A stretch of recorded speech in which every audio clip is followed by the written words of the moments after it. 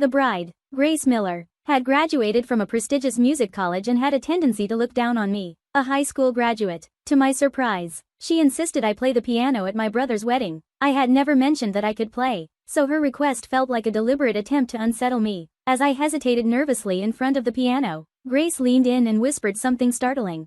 "Honestly, I have a real boyfriend besides Jack," she said with a smug smile, making me shiver with anxiety. I could tell that smile was hiding something darker beneath the surface.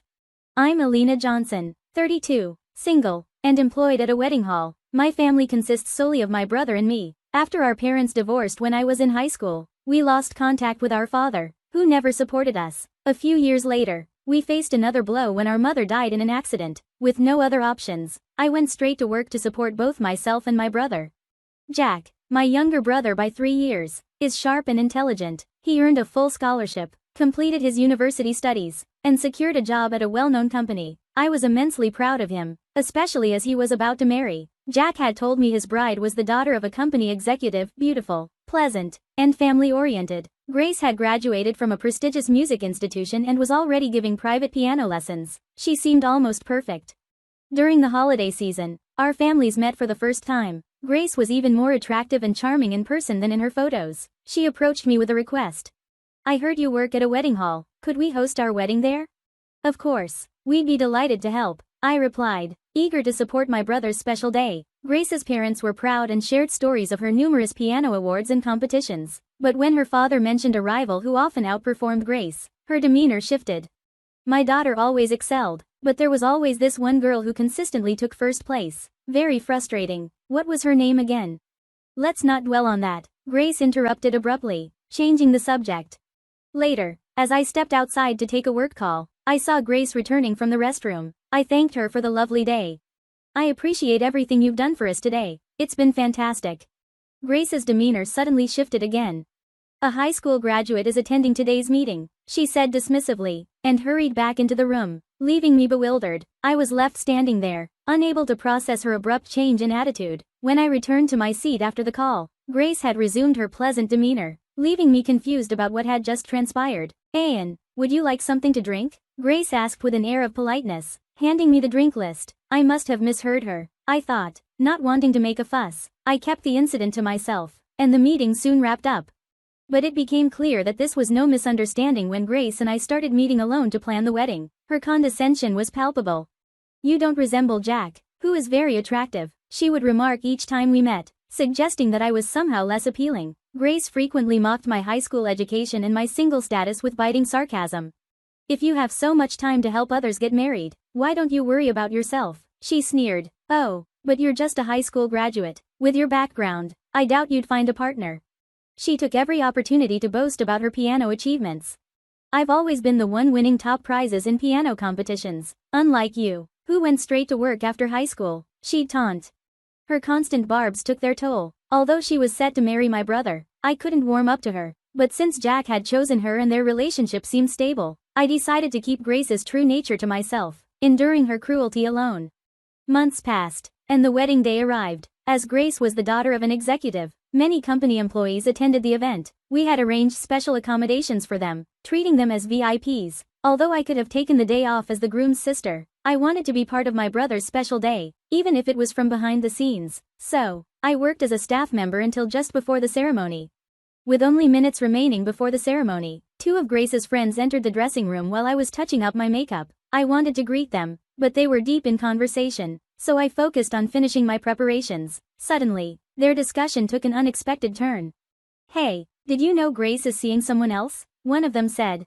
"I heard he's from the nightclub. She's just marrying Jack to keep up appearances," the other responded. "If that's true, I feel sorry for the groom, who has no idea," one of Grace's friends remarked.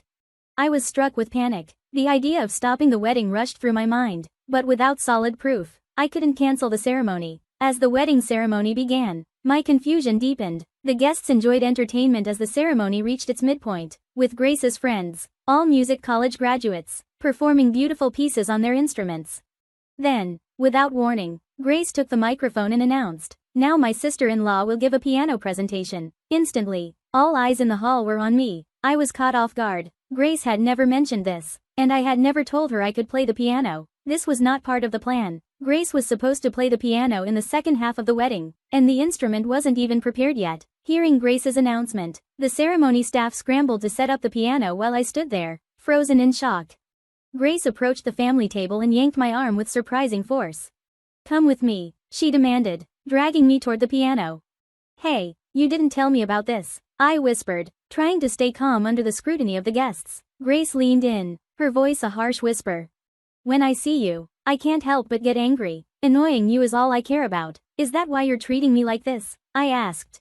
"Exactly," she replied, her smile dripping with malice.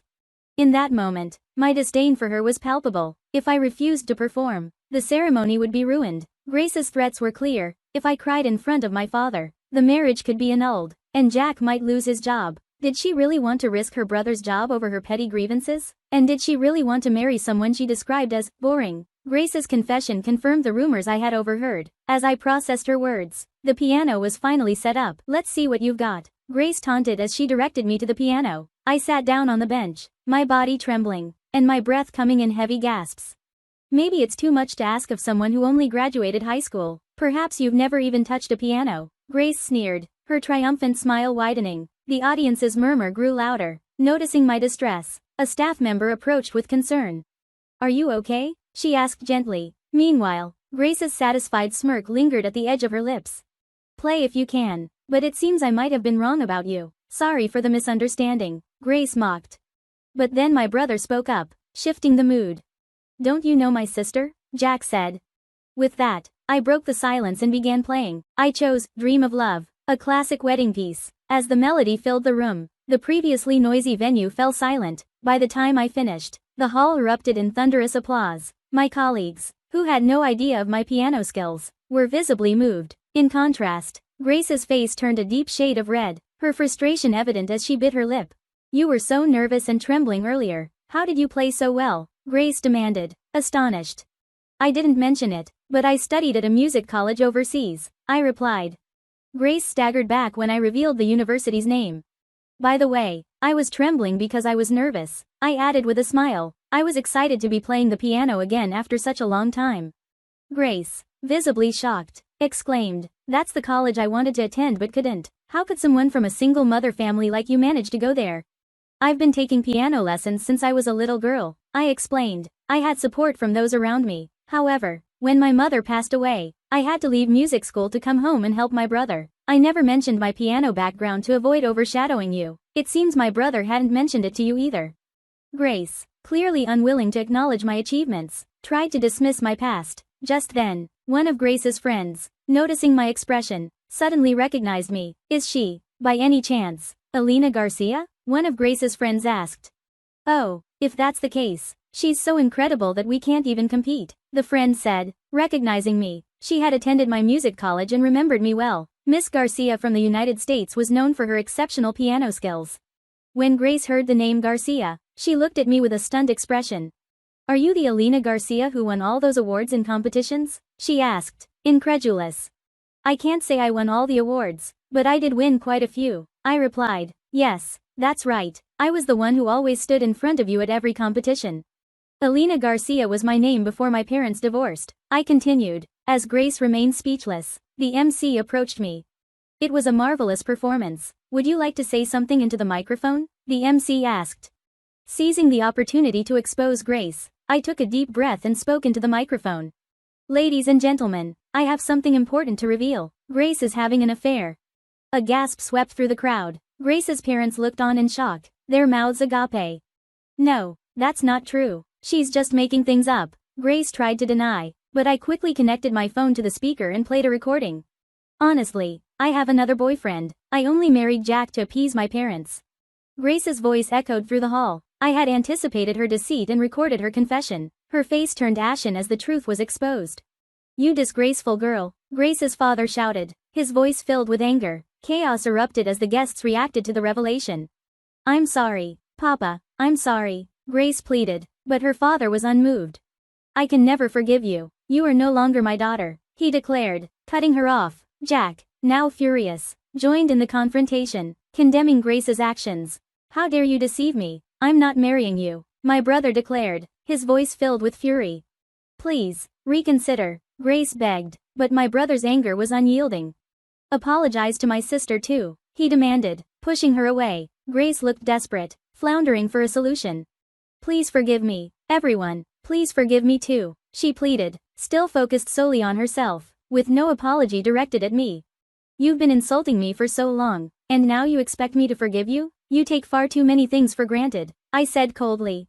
How will I ever manage if Papa and Jack abandon me? Grace cried, revealing that the man she was having an affair with was financially irresponsible and that she couldn't rely on his money alone.